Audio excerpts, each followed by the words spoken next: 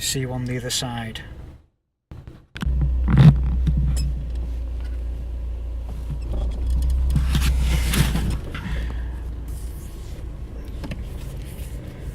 I'm in a traffic jam just before the Fairfax Ave Cop Road roundabout.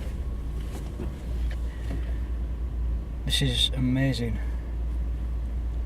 I've never ever known a traffic jam here.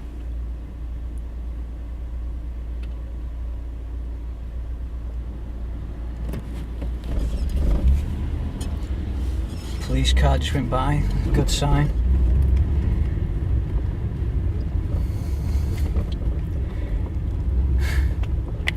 This could be a bad omen. I can't even get on the roundabout. This could mean something. Maybe this isn't the right thing to do, or the right time to do it. Oh well, here goes nothing. I'm entering the roundabout. I'm entering unknown territory.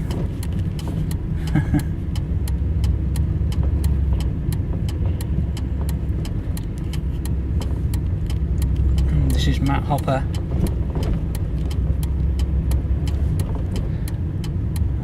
On something of May 2014.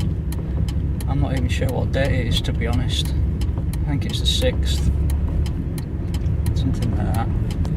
I'm not sure how fast I'm supposed to be going.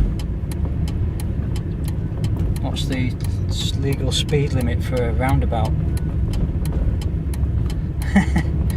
Is it different from an ordinary speed limit in a built-up area? Probably not.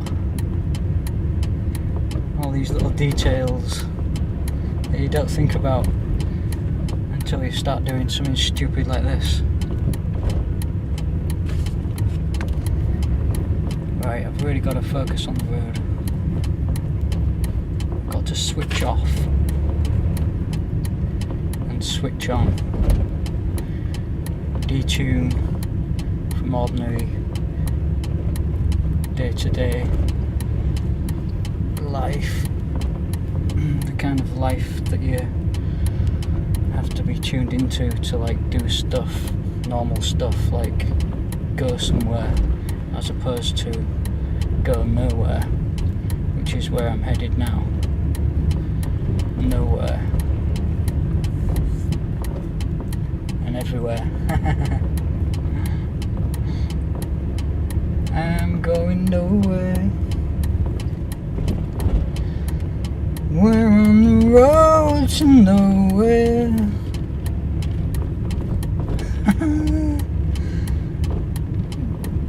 Yeah, talking to a friend on my course, Daryl, yesterday. He told me that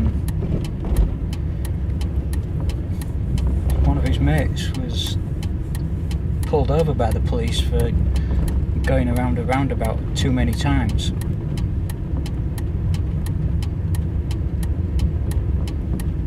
So that kind of made me wonder, like, is there a legal limit of the amount of revolutions you're allowed to make around a roundabout?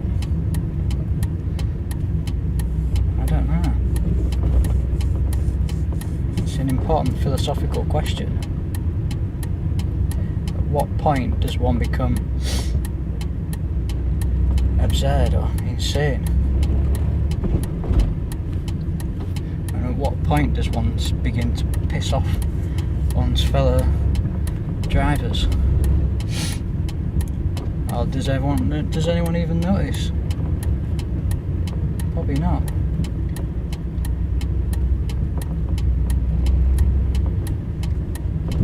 Just the world moves. People are on the move. People don't tend to just stop and watch. Too wrapped up in their own little journey.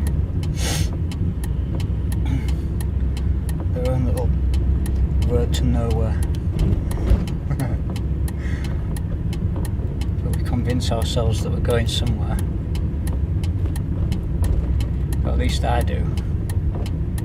I've tried to. I gave up at one point. I gave up for about 20 years.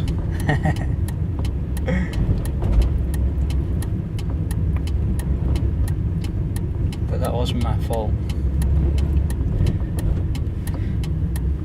That's what I keep telling myself anyway. I kind of became ill. Just stopped. Or at least ostensibly I stopped. Anyone from outside looking into my life would have presumed I had. But I was just in practice, being trained for this.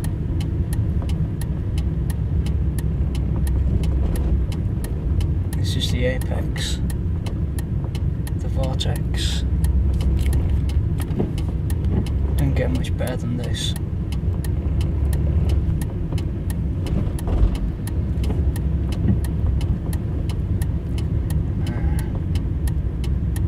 I don't think anyone's noticed yet. I hope no one does. Or maybe I hope they do. Maybe that'll give this little performance a bit more depth. Now, is this a performance though? It's not. Maybe I'm narrowing its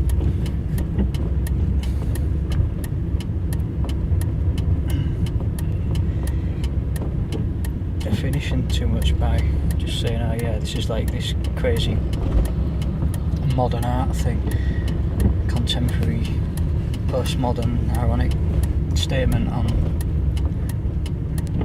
the absurdity of modern society and our stupid little lives. It's quite a busy time actually to do this. It's like lunch hour, just before lunch hour, so it's probably going to get even worse. Oh man, the trees look beautiful. The trees look really lovely. This is the best time of the year.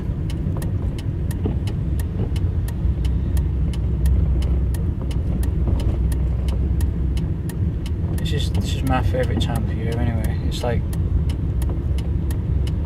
everything's changing. It's one of those liminal points in the year where just between two seasons, it's not quite summer, but you're just on the tail end of spring. All the trees have just losing the blossom, and the tree, they're exploding with green.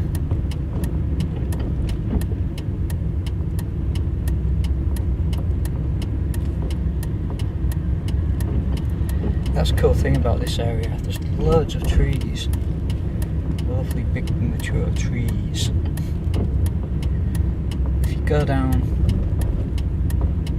Cottingham Road, which is that one ahead down there, that's an amazing drive in summer because it's lined with these huge old trees.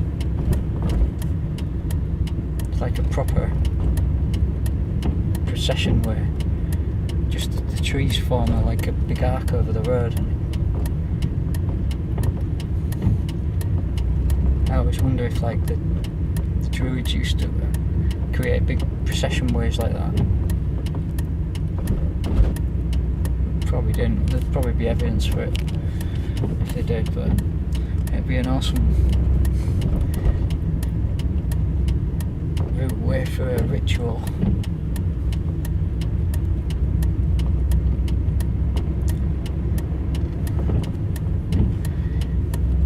Who needs cathedrals and minsters when you've got the big vaulted ceiling of a canopy of trees above you? not to put down the beauty of a big cathedral, I'm constantly blown away by the craftsmanship that you see when you like visit York Minster or Beverley Minster. Just the sheer volume of attention to detail that you just don't see anymore.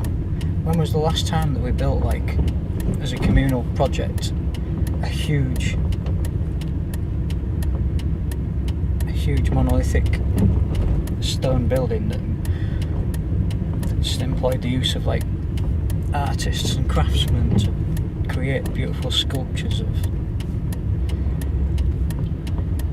not necessarily religious scenes, but just scenes that mean something to our culture. No one can be asked anymore. Lots of people walking the dogs. All artists these days can be bothered to do is drive around roundabouts for hours on end and call it art. Not that I'm calling this art. It's just a useful thing for me to do personally, because it's completely fucking stupid and completely fucking pointless. Someone's got to spot me doing this. Look at all those fucking cars. They all pretty much look too busy, eager to get on the roundabout there. Maybe I should speed up.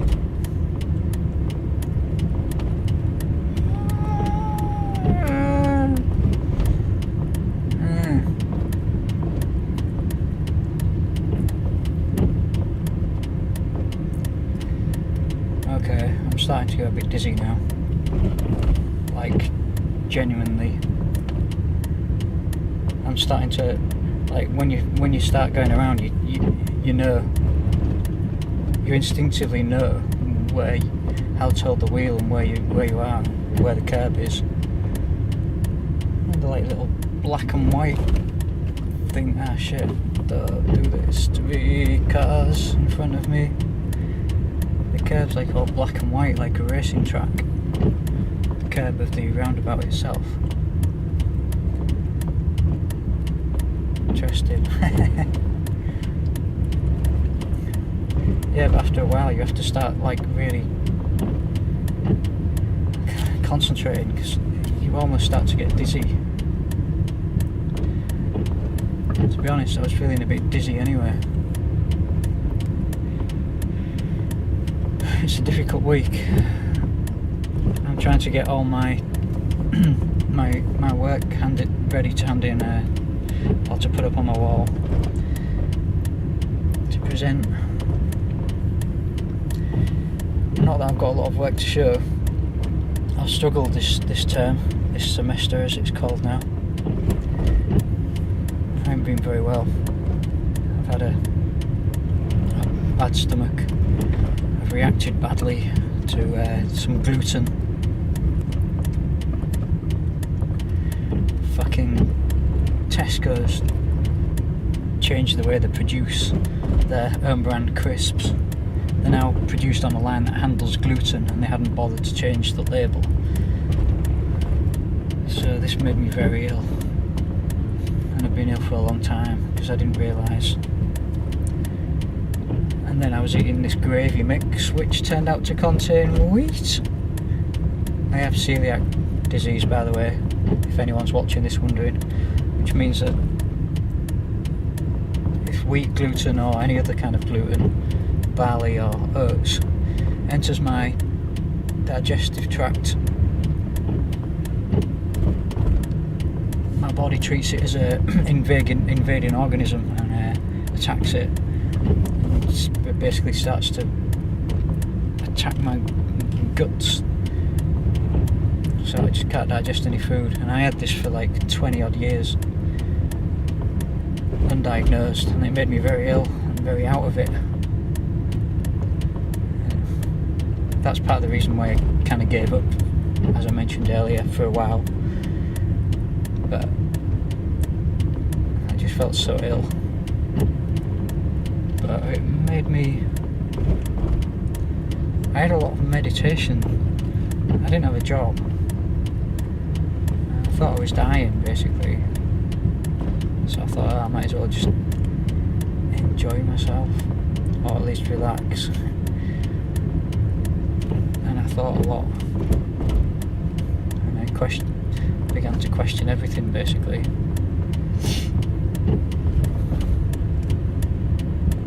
Including myself. Whether this whole thing is real. Probably not a good idea, because obviously it is real. Obviously I'm here doing this. It's not just in my head. It's real. Look, I can feel the steering wheel beneath my hands. Honest. Well, at least that's what my brain's telling me.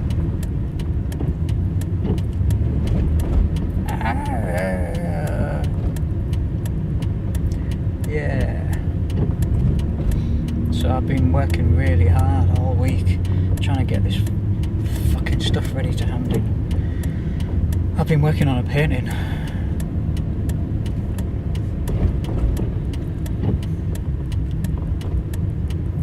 I'm worried I'm not going to finish it, which is one of the reasons why I can't drive around here too long, because I have to get back to it. I've only got 3 days to finish it. This is Friday. It's got to be on Monday. I've still got well over half of it to do, and it's taken me weeks to get this far. It's painting of myself naked, suspended above. Why are my windscreen wipers on? Suspended above a stone circle which is in the middle of my housing estate. It's not a Bronze Age stone circle, it's a plastic age stone circle. A stone circle without any astral alignments or anything stupid like that. It's just there for its own sake. But I like it. It's important to me. Oh great, I knew this would happen. Fucking twat. How dare you drive on my roundabout? What if I have to stop? Will that spoil the magic spell? Oh yeah, I forgot to tell you, this is part of the reason why I'm doing this. Is it's a ritual, a spell. But yeah, painting myself naked above this stone circle. It's a strange painting. It has strange properties.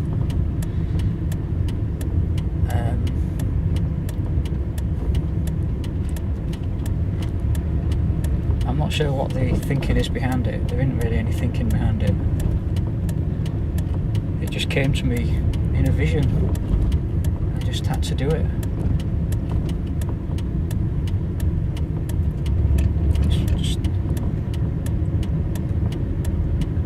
That's the way a lot of my art's been happening. I didn't even think I was an artist until a strange,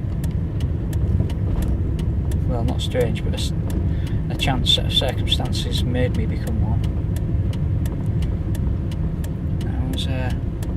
I went into the Hull College student advice geezer. I'd love it if a big train of cars started to join me and we all just started circling together so no one could get on the roundabout. Yeah, so I went for some student advice.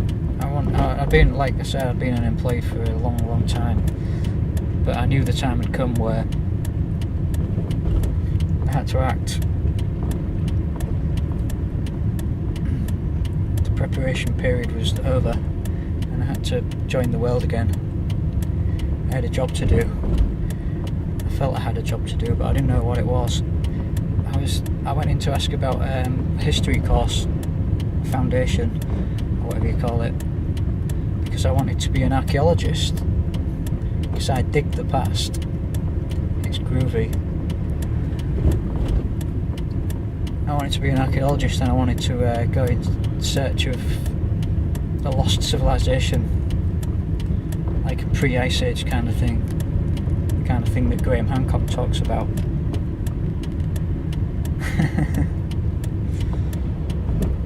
The kind of thing that they're actually starting to realise did exist now. Or at least the mainstream is. Finding temples like Göbekli Tepe in Turkey, which is like just after the end of the Ice Age. It shouldn't really be there. Supposedly built by hunter-gatherers, and it's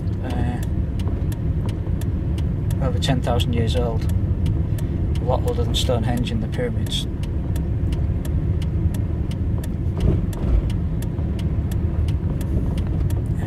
It's basically a series of stone circles over a massive area. Huge monoliths set in circles with strange carvings on them. Obviously they don't know what it was there for, what it means. No idea of which culture built it, because there's no trace of it. It just appeared.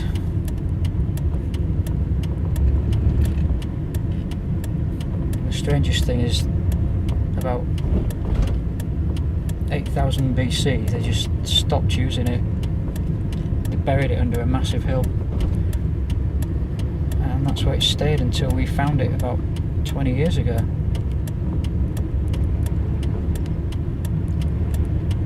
The strange thing is, the archaeologist guy who found it and who was excavating it, this German guy, I can't remember his name, he's actually seriously considering that this could be evidence of the Anunnaki,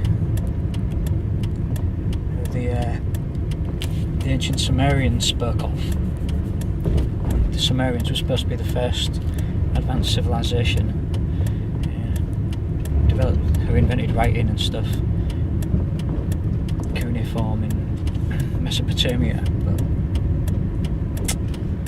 it's looking like they might not have been the first advanced civilization after all. This temple appeared supposedly 10,000 years ago. It could be a lot older. There's masses of it to excavate yet, but the weird thing is, it appeared fully formed out of nowhere. This ability to carve stone, carve strange mythological creatures into them and erect them, appeared out of nowhere, fully formed, and then the first ones are really advanced, and gradually over thousands of years they get more crude, more simplistic, and until they stop building them. Usually evolution tells us that things evolve from a simplistic level to an advanced level, but it doesn't seem to have happened here. These people with this knowledge and this ability came with it already, and then it was gradually forgotten. It's actually the same with the pyramids. The Great Pyramid of Giza is just the most amazing thing on the planet. It's just vast. This vast pile of stones with incredible precision. The Great Pyramid, they built it. It's as if it appeared from nowhere. They were like pretty much hunter-gatherers. They suddenly started building these massive pyramids, huge perfect things, and they gradually got more primitive until they stopped making them.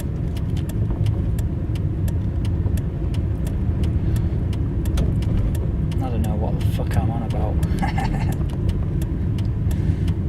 Yeah, so maybe this is a spell.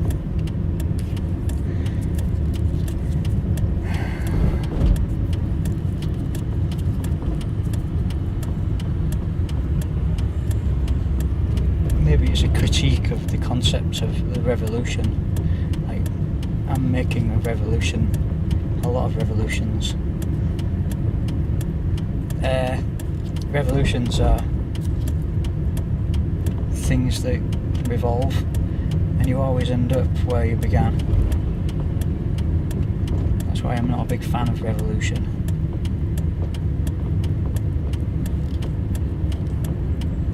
You just have to look at history. I'm a fan of evolution. Oh great, there's a woman in the fucking hairdresser's having a fag break and she's watching me. I think the first person has spotted me. Stop looking at me. Go and cut someone's hair.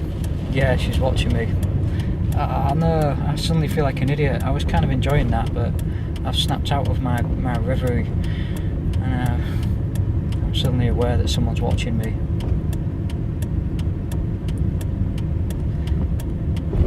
Look at her puffing on a cigarette.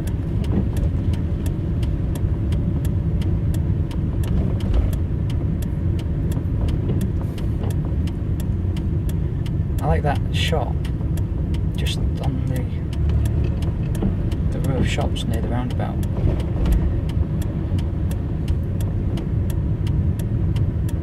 It's quite poetic. Timeless memorials. I don't know if the camera can pick it up.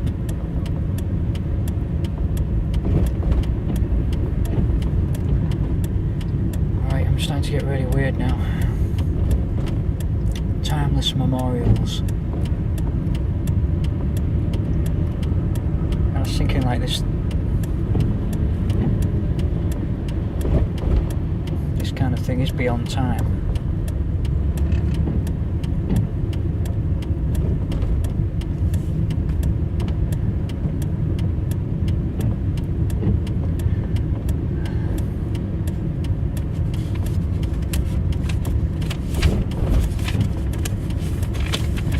Never gonna survive on this. We're a little crazy.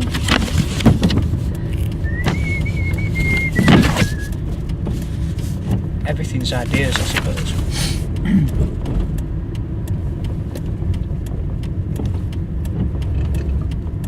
Just expressions of ideas in someone's head.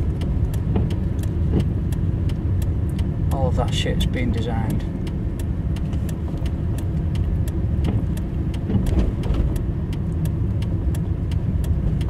Tree was put there for a reason. The fence, the road, the houses. Oh, just came from someone's head. Alan Moore had this idea of concept of idea space.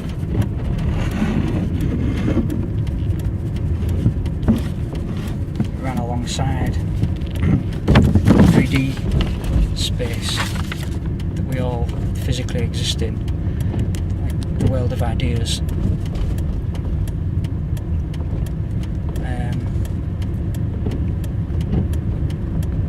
You've got personal idea space and the wider idea space. Wider idea space is like things that we all share. Ideas that we share, like Madonna or Hitler. Oh, the Sex Pistols. Oh, fuck. Wow, that was weird. Whoa. Woohoo! I'm kind of glad that happened.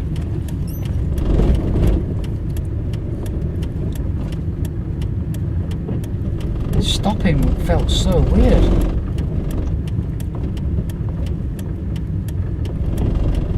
Just a sudden cessation of motion and circular motion. Kind of shocked me a little bit.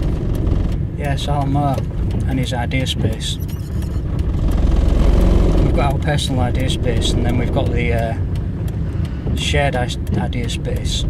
Our personal idea space. Ideas that we all have.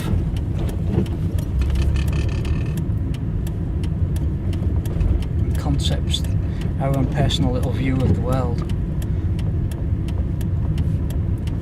which can be very strange and individual. And then there's the wider shared version of it that we all have to tap into to get along, really. But if it does exist, Alan Moore kind of speculated, is it possible to leave our own idea space and explore the wider world of ideas, and explore other people's idea space? And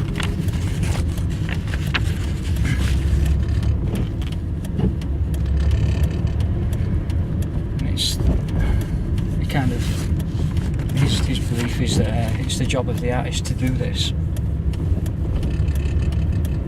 to leave your own idea space, leave it into uncomfortable areas, and return with like exotic ideas and information, and interpret them in new ways with your own personal twist. And in this way, like, great things can grow. He believes that that is the true nature of magic. Ideas, the way thought and ideas shape the world.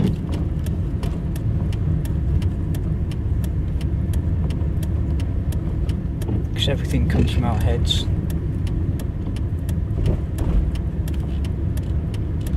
That is the ultimate source of any physical expression, or especially a piece of art. The physical world is an expression of the mental world, or the way we interpret it. Charles Fort had this idea that a certain idea can only appear at a certain time. Every idea has its time. Like a tree can only blossom, can only learn how to come into blossom at blossom time. And like in the same way that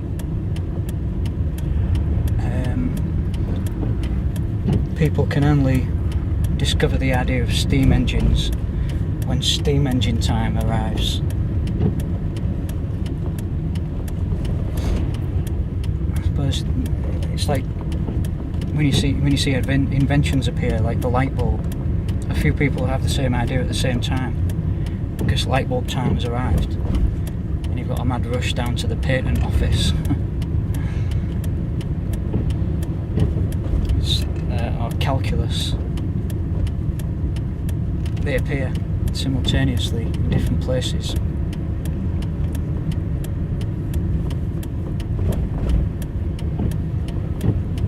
Because its time's come.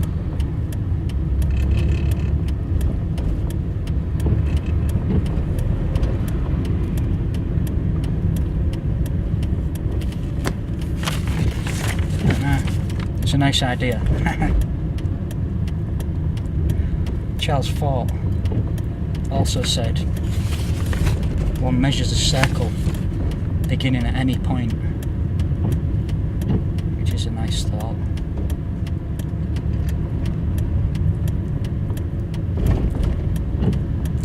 But this is my journey into idea space, or perhaps.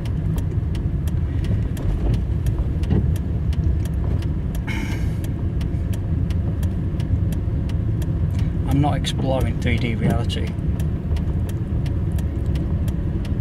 by driving around this circle. I'm exploring my own head. I'm not going anywhere physically. I'm going round and round. It's kind of a détournement. It's like that was an idea. Concept of the Situationist International movement of the 50s and 60s. The détournement. Thought that the the whole system was set up to just fill your head with shit, to convince you that you wanted crap that you didn't need. Like now it'd be iPads, Xbox Ones, PS4s, whatever.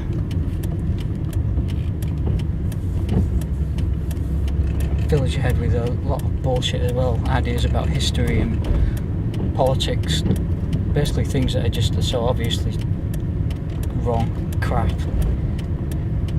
but we buy into it, and we can't avoid it to a certain extent. I'm a product of all that, you can't get away from it. But they introduced this idea of détournement, which is a French word, that's why I sound like a ponce when I'm saying it. You couldn't escape it, but you could fuck with it. You could acknowledge that you're part of it, a part of the bullshit and the lies and the propaganda and the hate.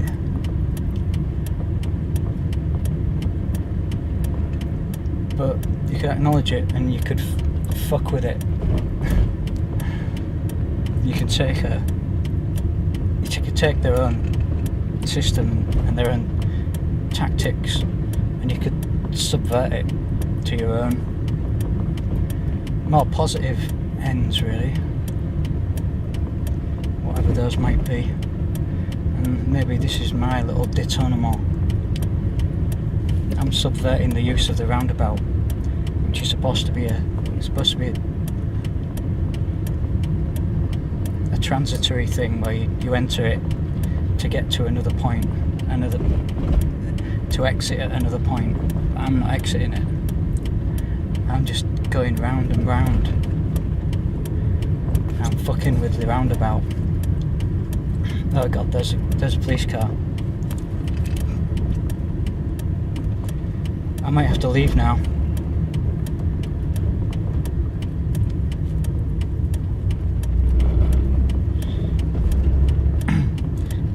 I've got a feeling that the police car has been sent by the lady who was watching me. She's probably called the cops because I'm being such a twat. She might be worried about me. She might think I've had a breakdown or something. Not a breakdown of the automobile variety. A mental breakdown. Maybe I have. Maybe I will have if I haven't by the time I leave this fucking roundabout. Police car's gone. Oh well, I got away with it. I think that's about half an hour now.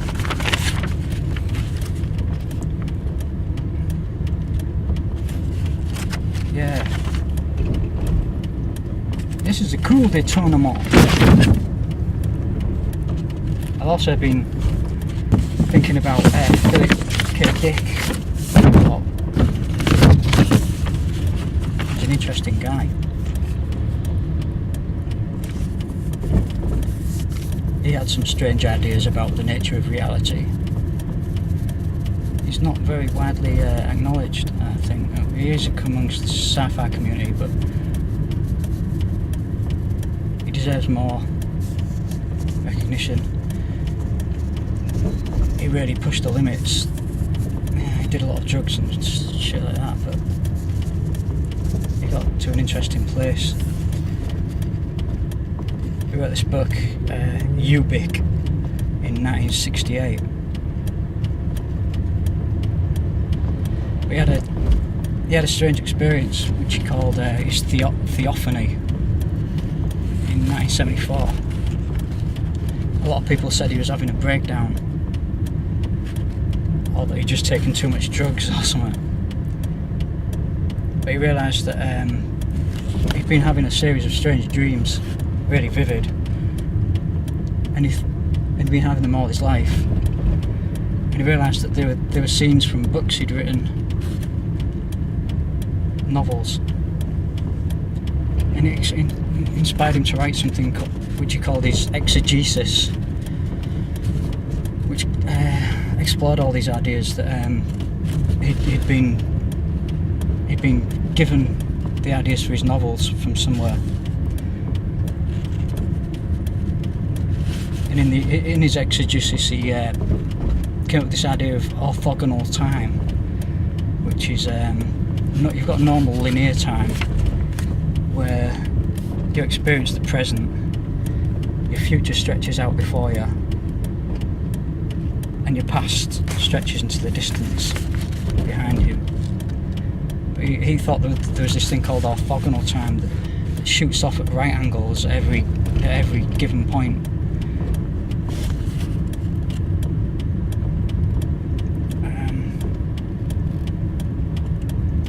It's like a permanent time where everything exists at once, and that he somehow managed to access this to write. He was able to use his future memories to write his books. He wrote a book in 1970, Flow My Tears, the Policeman Said. And there was a character called Kathy, who I think she was a drug dealer, and she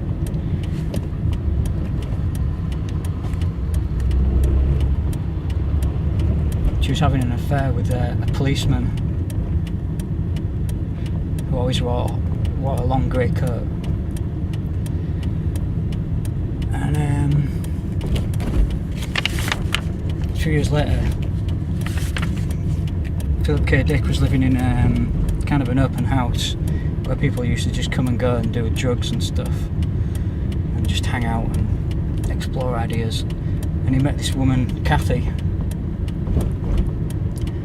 and he began to fall in love with her. And they went out one night drinking around town, and they came to a bar, and Philip said, "Hey, let's go in here." And she said, "Oh no, we can't go in there. My lover's there. He's an undercover cop." And K. Dick looked. Oh God, there's some more police. I'm so paranoid. I'm as paranoid as Philip K. Dick. Yeah, so he looked in there.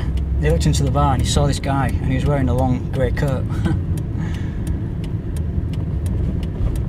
Very strange. It's a mad coincidence, but there's quite a few things like this which supported his argument. So he wrote his exegesis in 1974. He believed that his consciousness had split into, and that he'd made contact with his eternal consciousness in which existed in orthogonal time, which had access to every point of his life all at once. And there was a time in the 50s when he was living in a house with his wife. He woke up in the middle of the night and he saw a figure at the bottom of his bed looking over him. And his wife woke up and she started screaming because she could see as well. And he was just like, "It's okay, it's just me." And he subsequently began having lots of dreams that he was back in, really intense dreams that he was back in the house, watching over himself.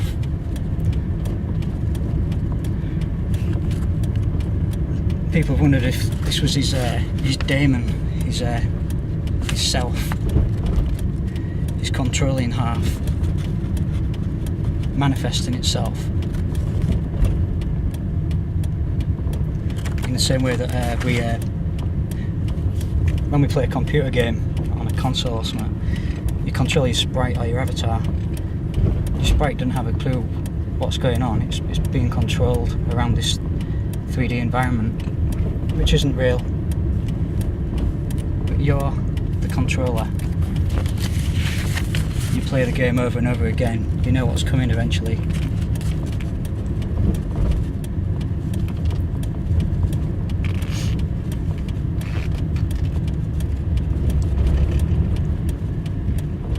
I don't know. in 1980 he had a vision that he asked this daemon to show itself, this orthogonal time consciousness, and he wrote a letter to someone explaining that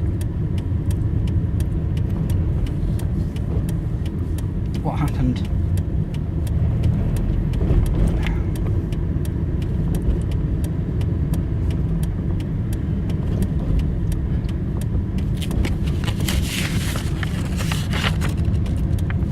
He asked for it to show itself, and he had this beautiful vision of underwater cities moving through them. A series of visions, and then finally just one stark, shocking vision, a guy laying dead on the floor.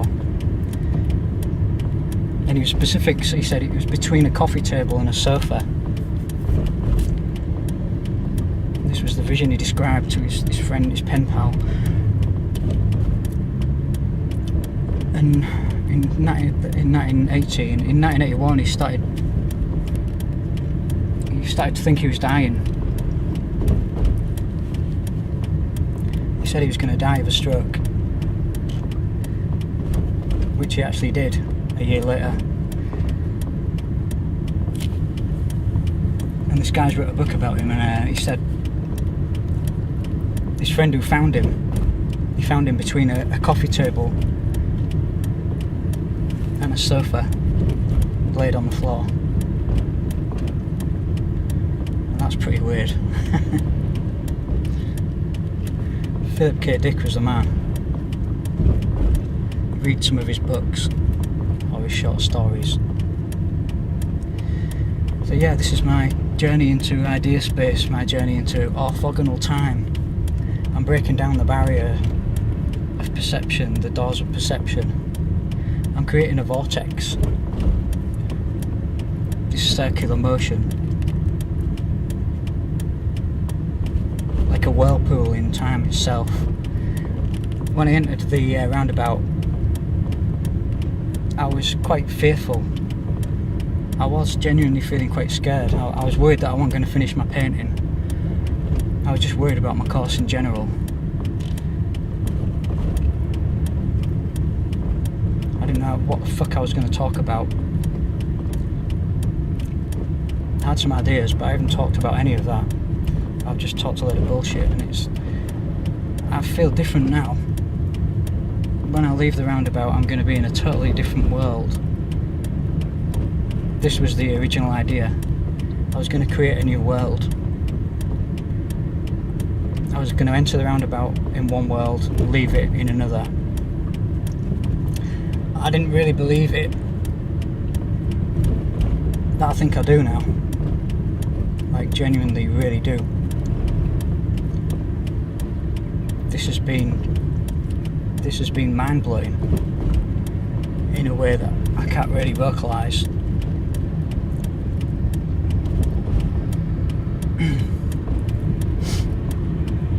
Really beautiful. There's a lot of history on this roundabout as well. I mean, I used to live down there, Fairfax Avenue. I grew up. I was born down that one there, Cottingham Road. And this roundabout is actually a liminal point. I've been studying old maps. To the right now is a vast open common pasture land called Igglemire, and then the other half to the left down there was another vast common pasture called Salt Ings, where the peasants could put their livestock. It was enclosed in, I think, 1766, turned into farms and stuff, and now obviously it's just houses. But this roundabout is the border between those two, Salt Ings and Igglemire. There's also a beck, Newland Beck, that ran along that border. Gone now.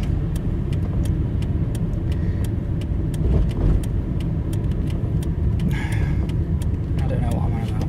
Oh, so I think that's the first cyclist I've seen. Strange. I think I'm ready now to leave.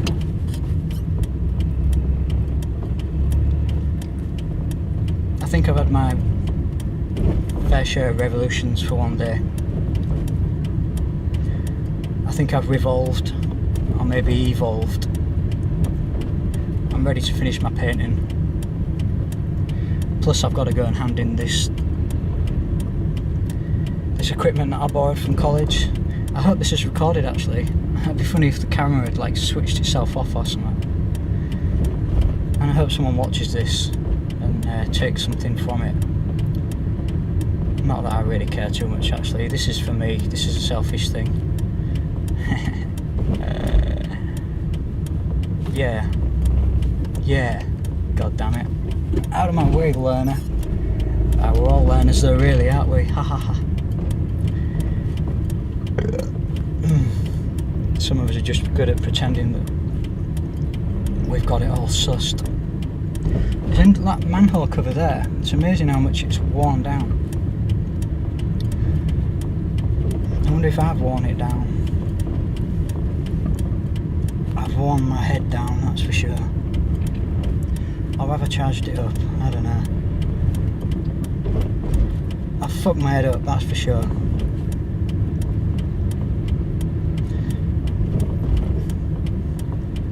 That's about an hour. I think that's more than any man should drive around one roundabout. I got away with it. The police didn't pull me over. I'm kind of disappointed. That would have been an interesting aspect of the performance. Stopped by the law, confronted by reality, the cold hard face of our imposed reality. The sky looks pretty ominous. It's brooding, it's pregnant. It's gonna burst soon.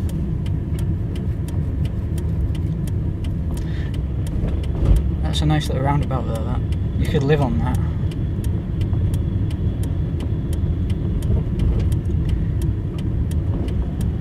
Yeah. Okay, I'm there. I'm there. I've arrived. I'm there. Whoa! I just got a strange feeling. A tingle. Spine tingle.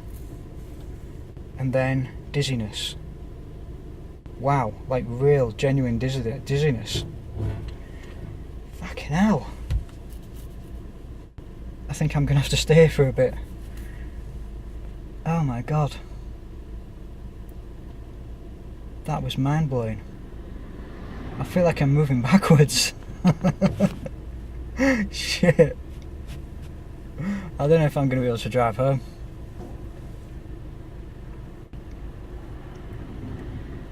I really feel like I'm moving. Like backwards in a circle. That is interesting.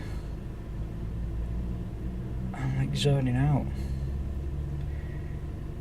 Who needs drugs when you can ride around roundabouts for an hour?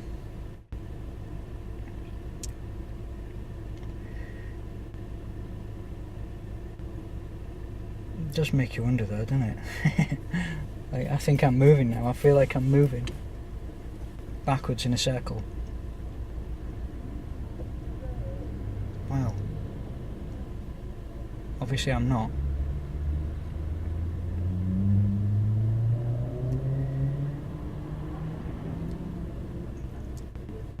It's just the light bouncing into my eyes from a certain direction for a certain amount of time.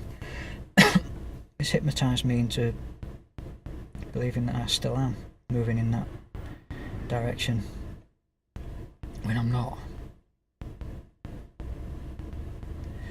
So what if this whole thing is just like this crazy hologram and we're all hypnotised and I've just broken the spell?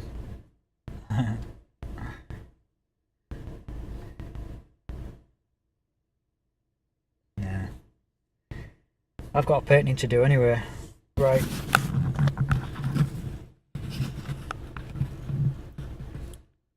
Not quite an hour, but see you on the other side.